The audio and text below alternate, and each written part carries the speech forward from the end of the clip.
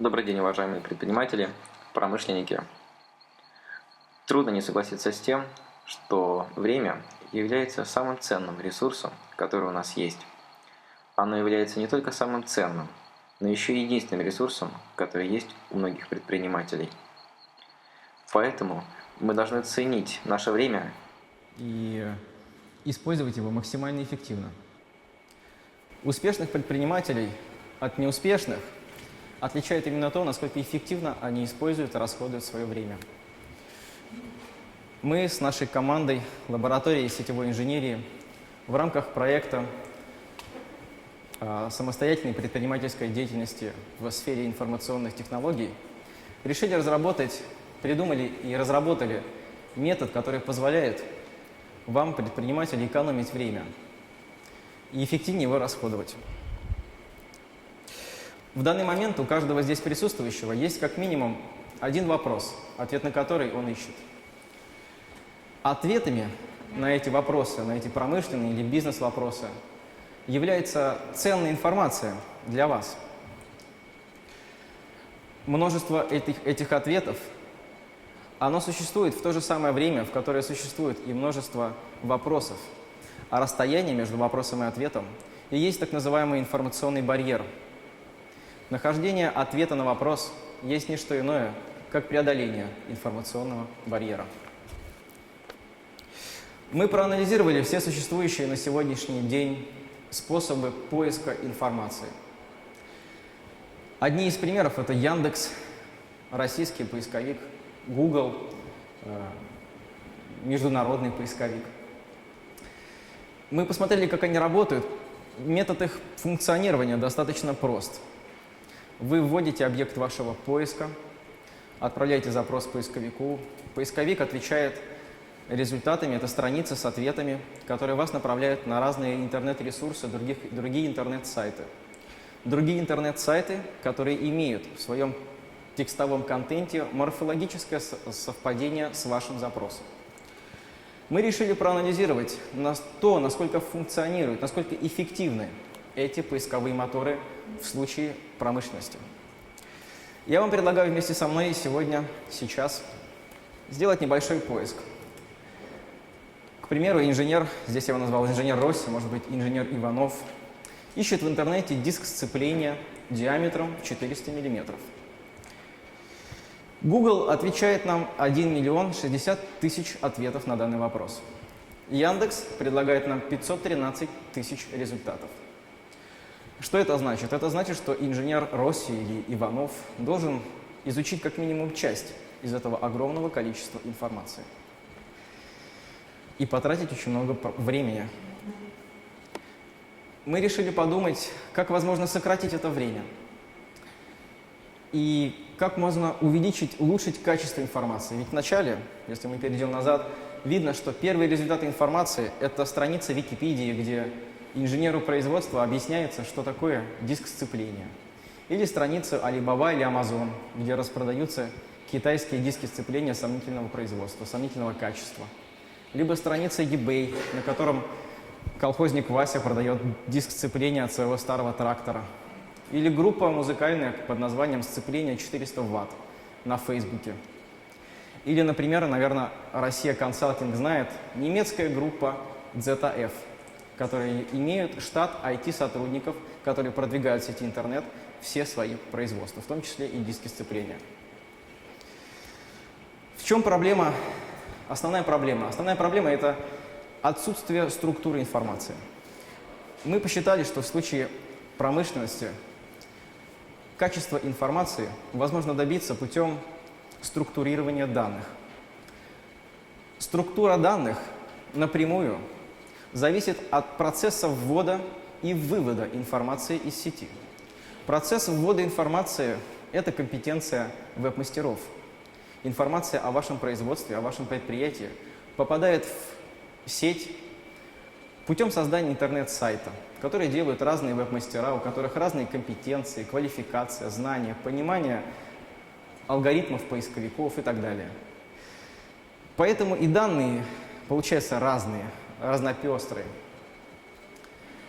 После чего, после того, как эта информация, не побоюсь этого слова, плюнута в в сеть, в дело вступают алгоритмы поисковиков, которые должны обрабатывать огромное количество разной по своей структуре и природе информации.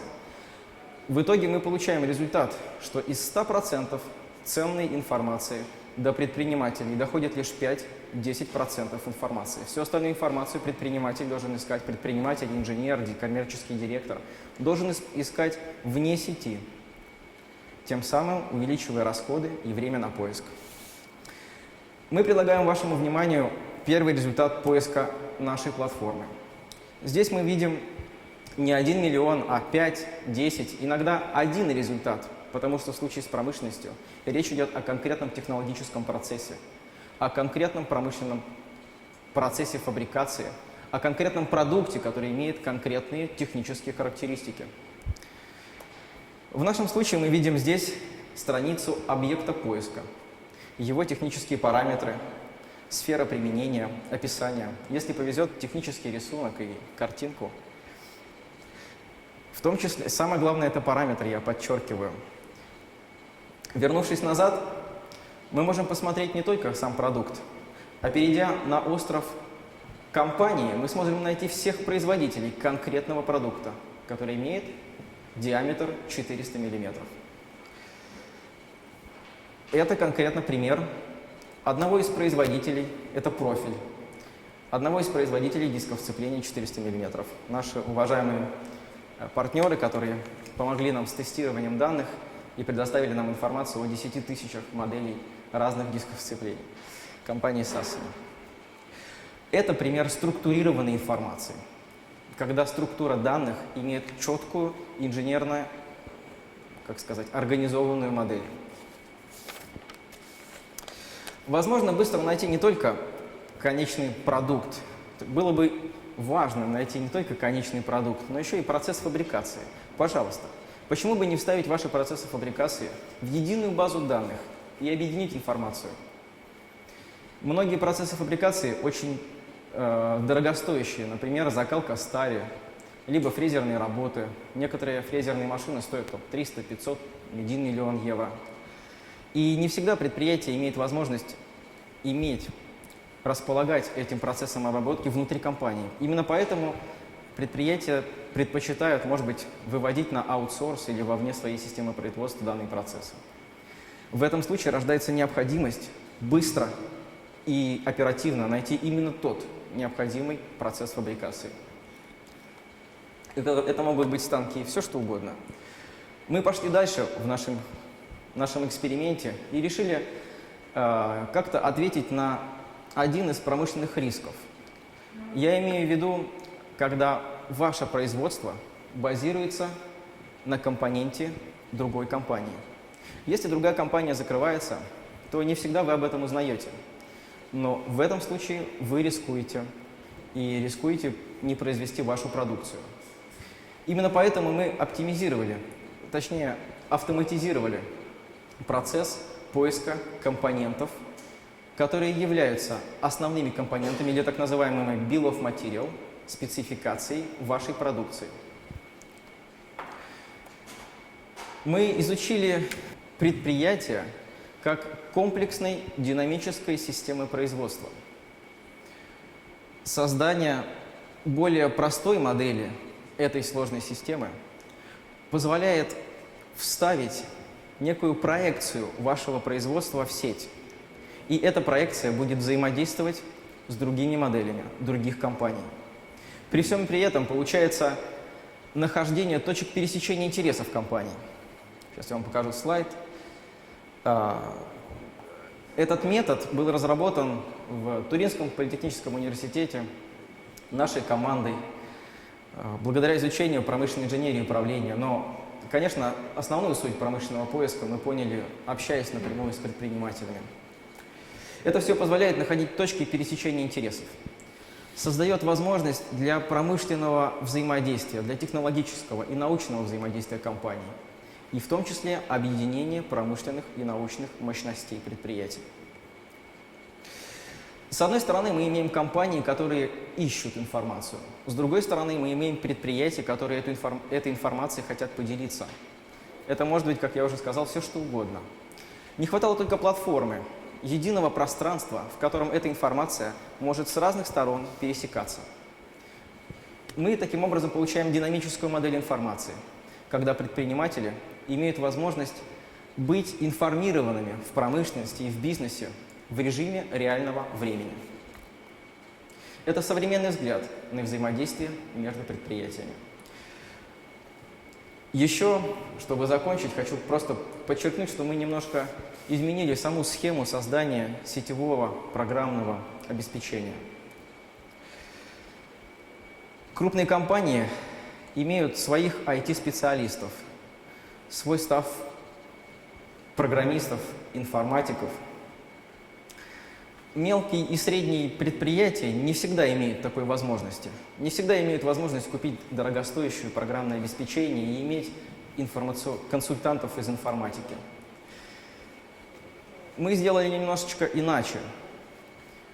Мы решили создать такую систему, при которой мелкий, маленький и средний бизнес имеет собственных экспертов в технологиях IT. Каждую новую функцию, которую мы будем разрабатывать, которую мы планируем разработать в платформе, мы будем выставлять на общее голосование.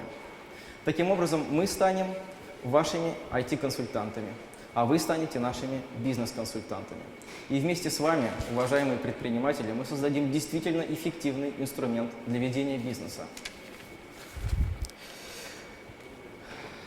Осталось только сказать, что мы, наверное, инвестировали, пожалуй, единственный ресурс, который у нас есть, наше время, для того, чтобы вы могли эффективно расходовать ваше время. Спасибо за внимание.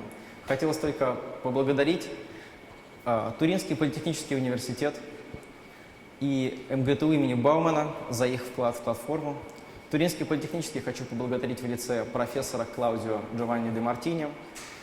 Также моя благодарность в адрес команды программистов, которые здесь сидят среди вас.